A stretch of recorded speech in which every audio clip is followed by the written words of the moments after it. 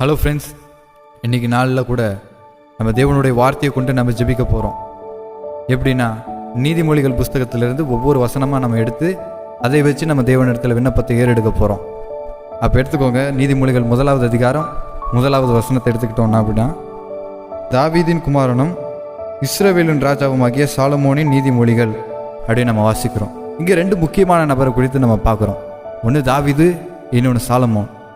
அப்போ இவங்க 2 பேருக்கு உள்ள டிஃப்ரென்ஸ் என்ன அப்படின்னா, தாவீது குறித்து தேவன் ஏற்கனவே சாட்சி கொடுத்துருக்கிறார் பாருங்க. அப்போஸ்தலர் 13:22 நம்ம வாசிக்கலாம்.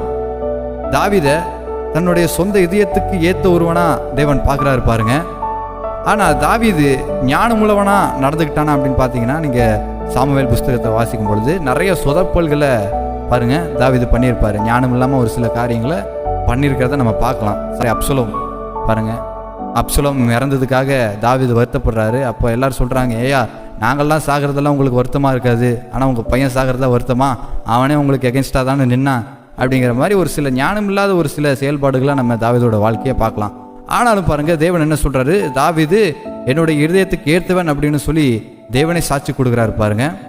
ஆனால் இன்னொரு சைடில் பார்த்தீங்க அப்படின்னா, சாலமோன்னாலே ஞானம் தான் நம்மளுக்கு ஞாபகம் வரும். அப்பேற்பட்ட ஞானத்தை உடைய அந்த சாலமோன் கடைசியில் பார்த்தீங்க அப்படின்னா, ஒரு தேவ பக்தி இல்லாமல் தேவனுக்கு கொடுக்குற அந்த இடத்தை கொடுக்காம பல விதமான இச்சையான காரியங்களுக்கு பின்னாடி போய் அவன் வீழ்ந்ததை நம்ம பார்க்குறோம். அப்போ சாலமோனுக்கும் தாவீதுக்கும் ஒவ்வொரு அட்வான்டேஜ் இருக்குது, அதே சமயத்தில் டிஸ்அட்வான்டேஜஸும் இருக்குது. மனிதர்கள்னாலே குறை உள்ளவர்கள் தான். அதனால தான் பாருங்கள், வேதம் தெளிவாக சொல்லுது. எபிரேயர் 3வது அதிகாரம் 1வது வசனத்தில் என்ன சொல்லுது அப்படின்னா, கிறிஸ்து இயேசுவை கவனித்து பாருங்கள் அப்படின்னு போட்டிருக்குது. அப்படின்னா இயேசுவை நம்ம பார்க்கணும். அப்போ இயேசு எப்பேற்பட்டவராக இருக்கிறார் அப்படின்னா, லூக்கா 2வது அதிகாரம் 52வது வசனம் என்ன சொல்லுகிறது, இயேசு கிறிஸ்துவானவர் ஞானத்திலும் அறிவிலும் தேவ கிருபையிலும் மனசு தயவிலும் அதிகமாய் விருத்தி அடைந்தார் இப்படி சொல்லி நம்ம வாசிக்கிறோம். அப்படி வாசிக்கும் பொழுது இயேசு கிறிஸ்து ஞானம் நிறைந்தவராய் இருந்தார் இந்த உலகத்தில் வாழும் பொழுது. அதே சமயம் கொலோசியர் 2வது அதிகாரம் 3வது வசனத்தை வாசிக்கும் போது, அவருக்குள் ஞானம் அறிவு என்கிற பொக்கிஷங்கள் அடங்கி இருக்குதுன்னு சொல்லி பார்க்குறோம். அப்போ இயேசுக்குள்ள எல்லாமே இருக்குது. அப்போ அவரை நோக்கி பார்க்கும்போது பாருங்க, அவருடைய ஞானம் நமக்கு உண்டாயிருக்கிறது. அப்போ இந்த வசனத்தில் நம்ம வாசிக்கிறோம், தாவீதின் குமாரனும் இஸ்ரவேலின் ராஜாவுமாகிய சாலமோனின் நீதிமொழிகள் அப்படின்னு வாசிக்கும் பொழுது, தாவீதும் பாருங்க அவருடைய செயல்பாடுகளையும் நம்ம எடுத்துக்கணும், அதே சமயத்தில் சாலமோனுடைய செயல்பாடுகளையும் எடுத்துக்கணும். அப்போ இவங்க 2 பேருக்கும் இருக்கிற அந்த காரியத்தை ஃபுல்ஃபில்மெண்ட் பண்ணுகிறவராக இருக்கிறவர் தான் இயேசு கிறிஸ்து.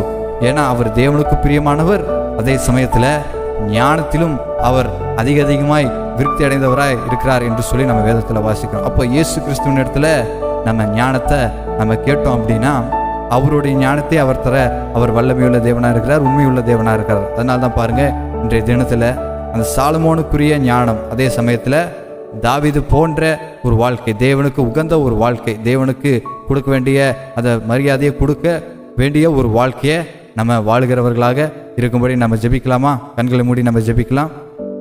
பரலோகத்தின் தேவனே, உமக்கு நன்றி செலுத்துகிறோம் ஆண்டவரே. தேவனே, இன்றைய நாளிலும் கூட ஆண்டவரே, நாங்கள் ஆண்டவரே உம்மை நோக்கி பார்க்க நீர் தந்த இந்த வாய்ப்பிற்காக நன்றி செலுத்துகிறோம் ஆண்டவரே.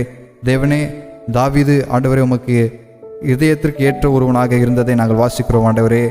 அதே சமயத்தில் ஞானமுள்ளவனாக நாங்கள் இருப்பதை நாங்கள் பார்க்கிறோம். அதே சமயத்தில் சாலமோன் ஞானமுள்ளவனாக இருக்கிறான், ஆனால் உம்முடைய இதயத்துக்கு ஏற்றவனாக அவன் இல்லாததை நாங்கள் இந்த வேதத்தில் வாசிக்கிறோம் ஆண்டவரே. ஆனாலும் ஆண்டவரே, இயேசு கிறிஸ்துவானவர் 2 காரியத்திலும் அவர் உண்மையுள்ளவராக இருந்தபடினாலே இயேசு கிறிஸ்துவனுக்கு இருக்கிற அதே சுவாபம் எங்களுக்கு உண்டாயிருக்கும்படியாக நாங்கள் ஜெபிக்கிறோம் ஆண்டவரே. அதே போல ஞானமும் தேவனுக்கு கொடுக்க வேண்டிய அந்த பயபக்தியும் நாங்கள் கொடுத்து இந்த நாளை நாங்கள் ஆண்டவரை சிறப்பாக வாழும்படியாக தேவன் எங்களுக்கு கிருபை செய்யும்படி நாங்கள் ஜெபிக்கிறோம். இயேசுவின் நாமத்தில் பிதாவே, ஆமேன் ஆமேன். கர்த்தர் உங்களை ஆசீர்வதிப்பாராக.